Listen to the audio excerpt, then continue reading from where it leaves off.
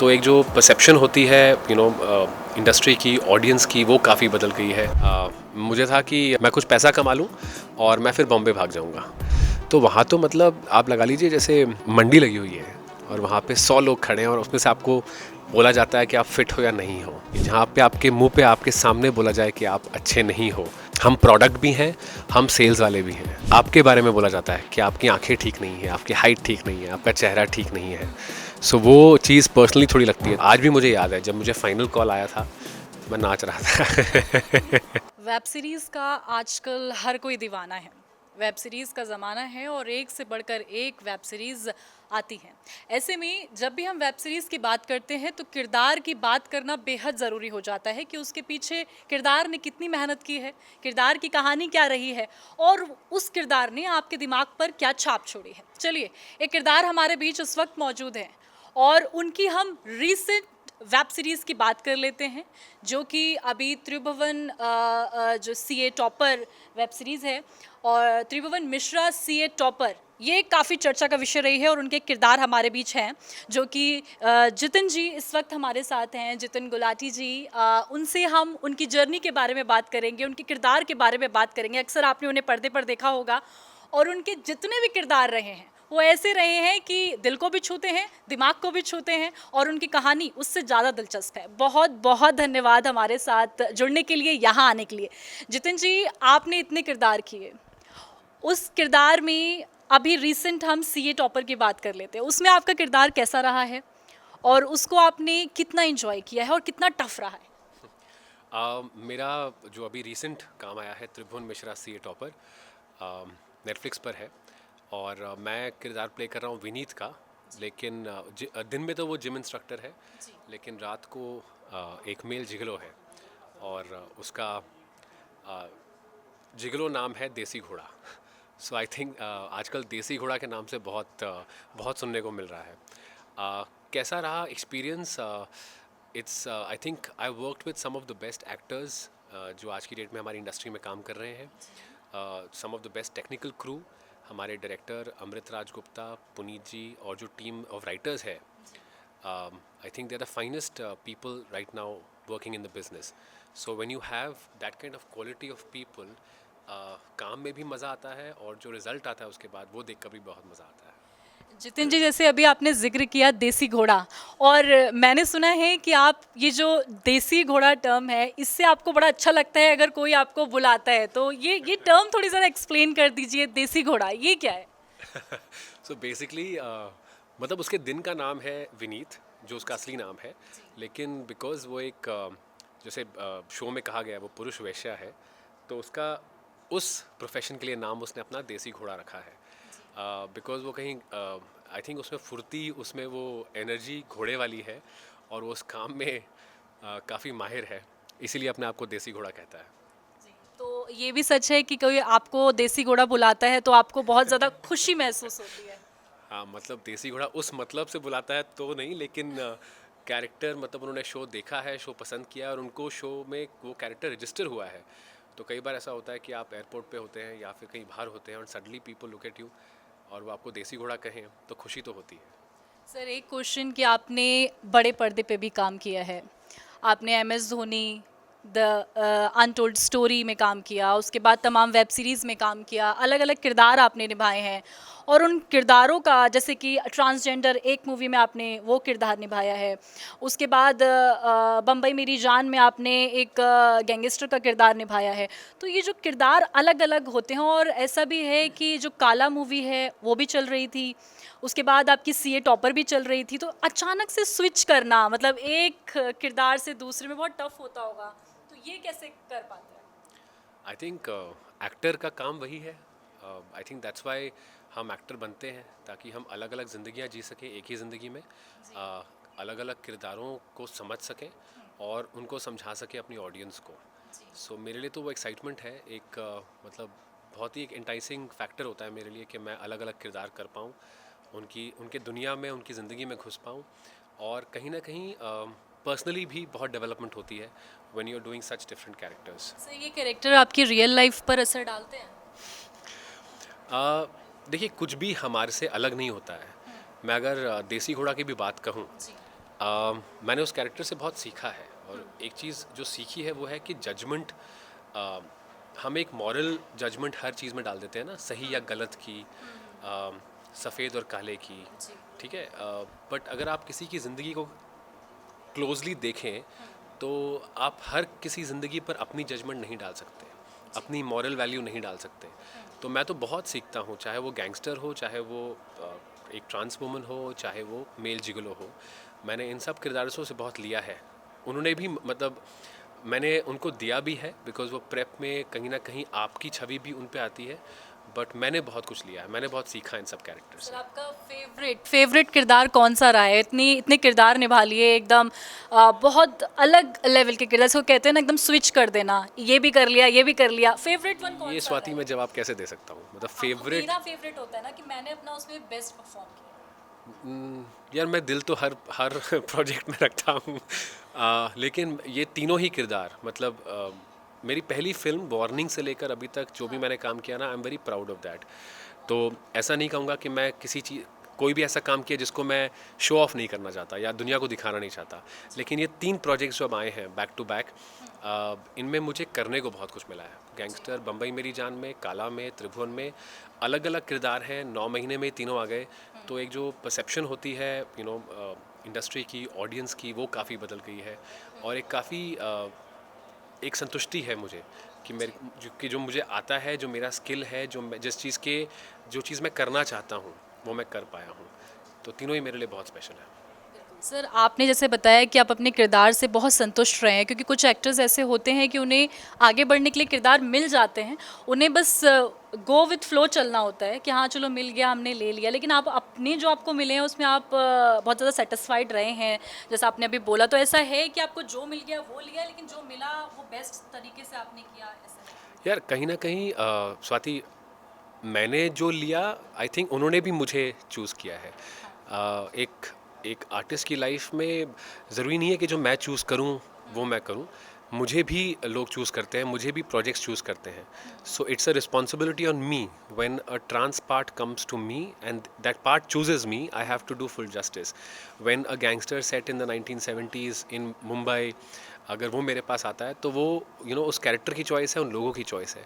So I take that as a responsibility कि अगर मुझे इतने अच्छे, इतने लेयर्ड, इतने बढ़िया कैरेक्टर्स मिल रहे हैं तो मुझे उनको पूरी सच्चाई, पूरी ऑनेस्टी के साथ निभाना है। सर जैसे कि अब बात कर लेते हैं आपके सफ़र की।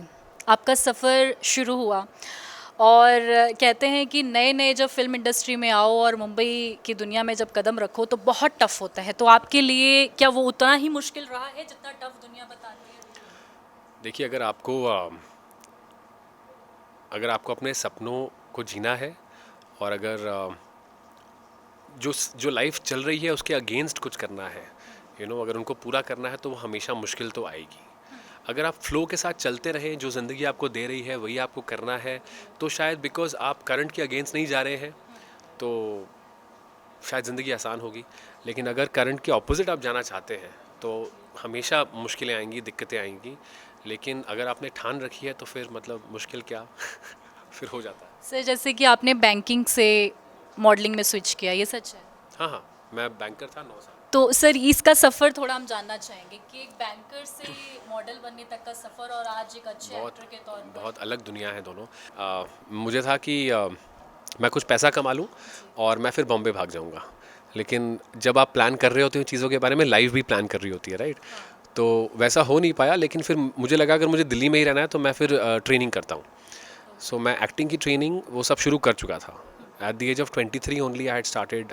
माई first workshop was with mister Barry John, Delhi में, यहीं साकेत में। उनकी क्लासेस करता था मैं। और मैंने एश्ली लोबो जी के साथ डांस ट्रेनिंग भी शुरू कर दी थी। उनके साथ मैंने 7 साल के आसपास जैज़ की ट्रेनिंग की है।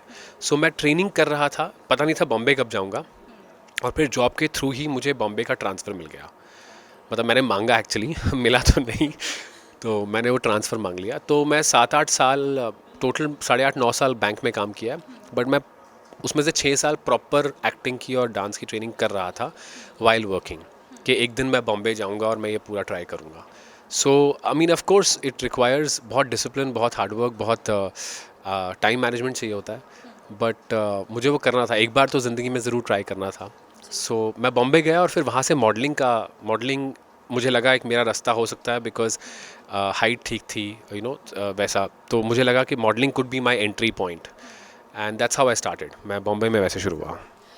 सर यहीं से हम शुरू करेंगे कि जैसा आपने बताया कि आपकी जर्नी एक बैंकिंग से मॉडलिंग, और कहते हैं ना कि हमें फेलियर ज़रूर मिलता है जब हम स्टार्ट करते हैं, तो क्या ऐसा हुआ है कि पहला ऑडिशन आपने दिया, कुछ फेस किया, थोड़ा डिमोटिवेट हुए, गिरे, फिर उठे, कुछ ऐसा हुआ है? क्योंकि नॉर्मल ज़िंदगी में तो ऐसा ही होता है कि मैंने अपना करियर शुरू किया, पहला थोड़ा रिजेक्शन मिला, फिर थोड़ा आगे बढ़ी, तो आपके साथ कुछ ऐसे कुछ नहीं बहुत है, आपका ये सेगमेंट ख़त्म हो जाएगा। नहीं, मतलब स्टार्टिंग में रिजेक्शन बहुत बड़ी चीज़। हाँ, मैंने अपनी फ़ोटोज़ खिंचवाई थी और मेरे फोटोग्राफर जो थे विशेष, उन्होंने मुझे 2 लोगों का रेफरेंस दिया था और फिर मैंने ऑडिशन में जाना शुरू कर दिया था। और तब ऑडिशन कैसे होते थे ना स्वाति, हम लाइनों में खड़े होते थे, मतलब हमें मैसेज आता था या हमें फिज़िकली फ़ोटोग्राफ्स देने जानी पड़ती थी और हम लाइनों में होते थे और फिर हमें बताया जाता था फिट हो नहीं हो।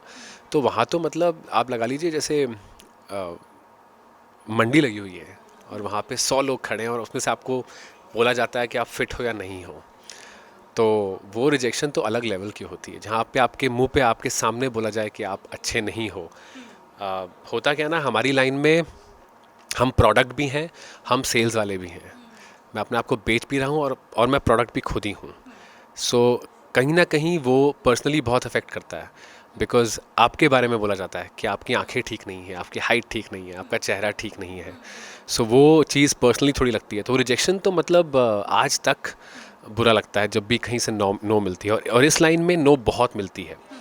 बिकॉज अगर आप 100 चीज़ों के लिए ट्राई करते हो उसमें से एक चीज़ होती है, कई बार आप 500 चीज़ों के लिए ट्राई करते हो उसमें से 2 चीज़ें होती हैं। सो चाहे आज लोग देख लें कि अगर मैंने 3 ये प्रोजेक्ट्स किए हैं या उससे पहले वेब में 7-8 प्रोजेक्ट्स किए हैं, उनके पीछे 1000 ऑडिशंस की मेहनत होगी। सो रिजेक्शन तो काफ़ी है, बट उसी रिजेक्शन से, उसी फेलियर से आप सीखते हैं। जितनी बार ऑडिशंस पे मैं फ़ेल हुआ हूँ, उन्हीं फेलियर्स की वजह से आज मैं सेट पे अच्छा कर पाता हूँ। तो उस फेलियर और उस रिजेक्शन में भी काफ़ी कुछ सीखने को है। सर जैसे आपने बताया कि हाँ ज़िंदगी बहुत कठिन है, चाहे फिर आज चमकते हुए सितारे को देख रहे हों, वो सितारा कितना घिस घिस के आगे पहुंचा है, ये कहानी आप तक पहुंचानी बहुत ज़रूरी हो जाती है। चलिए सर ये भी बात कर लेते हैं, जब रिजेक्शन होता है या हमें फेलियर मिलता है तो सबसे पहले हमें अपनी फैमिली याद आती है। मैं चाहती हूँ कि आप ऑडियंस को बताएं कि एज अ एक्टर आज आप जहाँ हैं, जब आपको पहला रिजेक्शन मिला, फर्स्ट कॉल आपके घर, कंट्रोल खुद को किया था या खुद के साथ जो हुआ था वो बताया था, या कैसे डील किया था अपने अपने दुख को, अपनी चीज़ों को, अपने अंदर चल रही चीज़ों को? नहीं, वो आपको खुद ही हैंडल करना पड़ता है रिजेक्शन, बिकॉज आप किसी को समझा भी नहीं सकते। कि एक्चुअली ना क्या है कि हमारी लाइन बहुत लोगों को समझ नहीं आती। बाहर से लगता है चकाचौंध, बाहर से लगता है कि मतलब सब सही है, हम पार्टीज़ में बहुत जाते हैं, हम मेकअप करके सेट पे जाते हैं और काम हो जाता है। मुझे इनफैक्ट स्वाति एक बात याद आई, अभी रिसेंटली मैं एक दोस्त से मिला, और तो बिकॉज़ मैं बैंकिंग से हूँ तो मेरे बहुत दोस्त बाहर इंडस्ट्री के बाहर भी हैं। तो उन दोस्तों से मैं बहुत दिनों बाद मिल रहा था। सो उन्होंने मुझसे बहुत ही भोले तरीके से पूछा कि अच्छा आपको रिजेक्शन भी मिलती है? उन्होंने मुझसे पूछा कि मतलब अगर जैसे आप ऑडिशन दो तो आपका नहीं भी होता है, और मैं उनको ना ऐसे देख रहा था। मैंने कहा और होता क्या है मेरे साथ? हमारे साथ और होता क्या है? आप 100 चीज़ों के लिए ट्राई करते हो तो उसमें से शायद एक चीज़, 200 चीज़ों के लिए ट्राई करते हो उसमें से शायद एक चीज़ होती है शायद। सो वो आपको खुद ही इंडस्ट्री के बारे में बहुतों को पता नहीं है, इसलिए आप बोल भी नहीं सकते। बट जहाँ तक मेरी फैमिली का सवाल है, आई think I am very fortunate कि अगर उनका सहारा नहीं होता तो मैं आपके सामने आज नहीं बैठा होता। ठीक है, मेरे पेरेंट्स, मेरी मदर, उनकी जो ब्लेसिंग्स हैं, मेरे फादर का जो एक अनसेट सपोर्ट, ट्रस्ट है। देखिए उन्होंने मुझे आज तक ये नहीं कहा कि तू बैंकिंग दोबारा कर ले। अब मुझे इस लाइन में हो गए हैं 14 साल, उन्होंने आज तक मुझे नहीं कहा। मेरी बहनें, जिस तरह से भी आप किसी को सपोर्ट कर सकते हो, मेरी बहनों ने मुझे वैसा सपोर्ट किया है हर तरीके से, इमोशनली, फाइनेंशियली, जैसे भी आप कहें। सो आई थिंक वो सपोर्ट है विच इज़ आई थिंक वो बहुत ज़रूरी है सबके लिए, आपके लिए भी, जो भी कुछ लाइफ में कुछ कर रहे हैं, वो अगर एक पीछे से सपोर्ट रहे ना, उसके बाद it's just about time, it's just about trying trying trying trying, कभी ना कभी तो वो दीवार टूट ही जाती है। जब आपका पहला प्रोजेक्ट मिला था आपको, पहला प्रोजेक्ट 2013 में आई थिंक आपको मिला था, 2013 में आपको पहला प्रोजेक्ट मिला था, वो खुशी आपकी और वो खुशी आपकी फैमिली की, आई जस्ट वांट अपने फैंस के साथ शेयर करें कि वो खुशी क्या थी, वो मोमेंट्स क्या होते हैं जब हमें हमें पहली कामयाबी मिलती हाँ, 2012 में बेसिकली मेरी पहली फिल्म साइन की थी। जी। अनुभव सिन्हा जी प्रोड्यूस कर रहे थे, इरोस प्रोड्यूस कर रहे थे और गुरमीत सिंह जी डायरेक्ट कर रहे थे। वार्निंग फिल्म थी। That was like, I mean it was a dream come true. मैं अपनी मदर को फ़ोन किया था जैसे ही मेरा वो फाइनल हुआ, and that is like you know, मैं बचपन से सोच रहा हूँ मैं एक्टर बनूंगा, बड़े बड़े स्क्रीन पे आऊँगा। It was like I am finally closer to that thing. और मैं क्योंकि इतना चीज़ पीछे छोड़ चुका था, अपनी जॉब छोड़ के आया था, अपने बहुत सारी चीज़ें छोड़ के आया था दिल्ली में, तो वो मेरे लिए एक बहुत, आज भी मुझे याद है जब मुझे फाइनल कॉल आया था, मैं नाच रहा था। सो ये भी है कि आपकी जर्नी इतनी इजी नहीं रही है। सर, प्रोजेक्ट्स की बात कर लेते हैं, जैसे हमने पहले भी की थी आपके प्रोजेक्ट्स, अभी तक आपके ये प्रोजेक्ट आ चुके हैं। एक ड्रीम होता है कि मैं चाहता हूँ कि मैं उस एक्ट्रेस के साथ काम करूँ। मतलब एक होता है जब हम एक्टर बनते हैं ना, तो हमारे पास बहुत सारी चीज़ें, बहुत सारे सामने हमारे चीज़ों को देखने के बाद हमारे सपने हम बुनने लगते हैं कि ये एक्ट्रेस है, मैं इसके साथ काम करना चाहता हूँ। तो पहले तो मैं एक्ट्रेस से शुरुआत करूँगी कि कौन सी ऐसी एक्ट्रेस है जिसके साथ आप चाहते हैं कि हाँ, आप एक अच्छा रोल प्ले करें और वही एक्ट्रेस आपके बराबर में होनी चाहिए, और क्यों? क्यों ही? मैं आई मीन बहुत सारे एक्ट्रेसेस हैं ना ऐसे तो। योर फेवरेट वन, मतलब एक होता है मेरा फेवरेट है कि मैं चाहती हूँ इनके साथ काम करूं। So, आपका मैंने एक्चुअली ना बहुतों के साथ एड्स में काम कर लिया है, तो कहीं ना कहीं जाके ऑफ कोर्स मुझे बड़े रोल्स करने हैं उनके साथ, बट मैंने शाहरुख सर के साथ, मिस्टर बच्चन के साथ, आमिर खान के साथ, माधुरी जी के साथ, इनके साथ एड्स की हुई हैं। तो इनको बहुत ही क्लोजली देखा है कैसे काम करते हैं, ऑब्जर्व किया है और उनके साथ काम किया हुआ है। तो मेरा कहीं ना कहीं जाके मतलब एटलीस्ट यू नो वो सपने थोड़े थोड़े पूरे हो गए हैं। मैंने अभी एक फ़िल्म की है स्वाति, एक सुपरनैचुरल हॉरर फिल्म की है। अ, हमारी कहते हैं ना कि मतलब कल्ट फिल्म, 90s की कल्ट फिल्म है, उस एक्ट्रेस के साथ। अभी मैं नाम नहीं ले पाऊँगा प्रोजेक्ट का या उनके, एक्ट्रेस का नाम तो लेंगे एक्ट्रेस का नाम तो पता होना चाहिए। काजोल जी हैं उसमें। काजोल जी। हाँ, तो उनके साथ काम करने का मुझे हमेशा मेरा था कि मैं करूं, because she is one of the strongest actors I think from my growing up years 90s में। और आज तक वो मतलब इतना अच्छा काम कर रही हैं, तो उनके साथ अभी काम किया है, तो that's one of the dreams fulfilled, come true. Come true, yes. So Kajol ji, मतलब अगर हम एक्ट्रेस के तौर पे बात करें तो एक ड्रीम आपका पूरा हो गया है कि आप चाहते थे काजोल जी के साथ काम करना, और प्रोजेक्ट के बारे में लेकिन सीरियसली और बात नहीं कर पाऊँ। It's fine. तो सर, एक है हमने एक्ट्रेस की बात कर ली, एक होता है एक्टर, क्योंकि आप भी एक्टर हैं, और एक होता है ना मैं लड़की हो के लड़की के साथ काम करना, एक हो फिक्स करना। तो ऐसे आप भी एक्टर हैं, तो एक ऐसा एक्टर जो आप चाहते हैं कि हाँ मुझे इनके साथ काम करना है, मतलब आपका ड्रीम भी है, उनसे काफ़ी कुछ आपने सीखा है, आपके कोई आइडियल एक्टर भी रहा होगा, क्योंकि फिल्म इंडस्ट्री में या किसी भी इंडस्ट्री में हम जाते हैं तो हमारा कोई ना कोई आइडियल होता है। तो ऐसा कोई रहा है आपके साथ आप काम करना मुझे इरफान सर के साथ काम करना था। जी। अब वो तो आई थिंक पॉसिबल नहीं हो पाएगा, बट उनके साथ उनको तो मैं मिला भी नहीं हूँ, मतलब किसी एड में भी नहीं मिला हूँ, but that's one I think dream that will remain unfulfilled. बाकी मैं एक्टर्स की बात कहूँ तो जिनको देख देख के मैं सीखा है, तब्बू तब्बू जी हैं, विद्या मैम हैं, शाहरुख सर, इरफान सर, इनके साथ मुझे मतलब था कि मैं काम करूं। मिस्टर बच्चन जी के साथ मैंने ऐड की है, मेरी मतलब ही is like been my education in acting. So yeah, but I would like to work with the people that I have grown up watching actually. Sir, ये तो हो गए कि आपने काम किसके साथ करना है, क्या करना है। अपकमिंग प्रोजेक्ट्स की बात करें तो आप हमें एग्जैक्टली तो नहीं बताएंगे, लेकिन हाँ हो सकता है कि ये बता सकते हैं आपके अपकमिंग प्रोजेक्ट्स आ रहे हैं, हम देखेंगे, कितना देखेंगे आपको। हाँ, तो अभी बस यही एक फिल्म ख़त्म की है काजोल जी के साथ, एक सुपर नेचुरल हॉरर फिल्म है। आई थिंक अगले साल तक आएगी वो। विशाल फूरिया ने डायरेक्ट की है वो।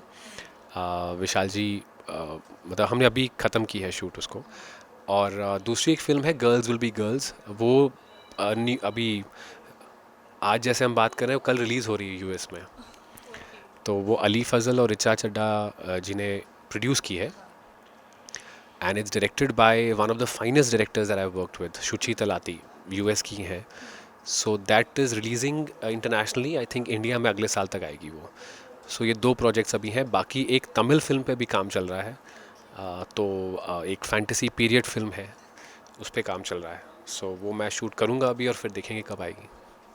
सर एक क्वेश्चन ये भी बनता है, मैं ये जानना चाहती हूँ और मेरे फैंस, मेरे क्या हमारे चैनल के ऑडियंस और आपके फैंस ये जानना चाहते होंगे कि सर क्या ऐसा होता है, हमें तो नहीं पता कि जो एक्टर्स होते हैं उनकी जो पहली पेमेंट आती है वो उनकी एक्सपेक्टेशन के अकॉर्डिंग आती है या नहीं आती है? आपकी पहली पेमेंट आपकी एक्सपेक्टेशन के अकॉर्डिंग थी या नहीं? मतलब मेरी पहली पेमेंट तो एक मॉडलिंग असाइनमेंट से थी। और मतलब पेमेंट की बात तो मैं क्या करूं, मैं तो बहुत खुश था उस दिन स्वाति कि मैं मतलब पहली बार कैमरे पे आऊँगा। My first, I remember the date also, 10th May 2009 मेरी पहली शूट। मतलब कभी मैं सेट पे नहीं गया था उससे पहले, मैं इतना खुश था, मुझे लगा था कि आज तो हर चीज़ मतलब एज एफ होता ना कि सूरज भी आप ही के लिए उगा आज। मैं उतना खुश था, लेकिन मुझे नहीं पता था कि मेरा रोल क्या है उस एड में। बेसिकली सेट पे गया तो पता लगा कि मैं मेन जो एक लीड है उन लेडी के पीछे खड़ा हूँ, उनके पीछे खड़ा हूँ। मेरे कोई डायलॉग्स नहीं था, कुछ नहीं था, जबकि ऑडिशन में सब डायलॉग्स वायलॉग्स मुझे बुलवाए थे।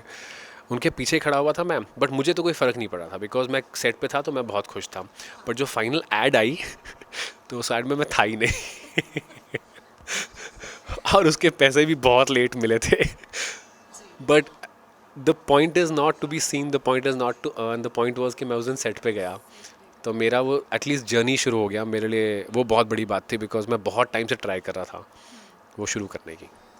सर आपने सुशांत सिंह राजपूत के साथ काम किया है, सो उनके साथ काम कर कर एक होता है ना वाइब आती है, तो उनके साथ काम करना, आपकी उनके साथ बॉन्डिंग, उनके साथ चीज़ें कैसी रही हैं आपकी उनके साथ? क्योंकि जब भी हम सुशांत का नाम लेते हैं तो स्ट्रॉन्ग वाइब आती है।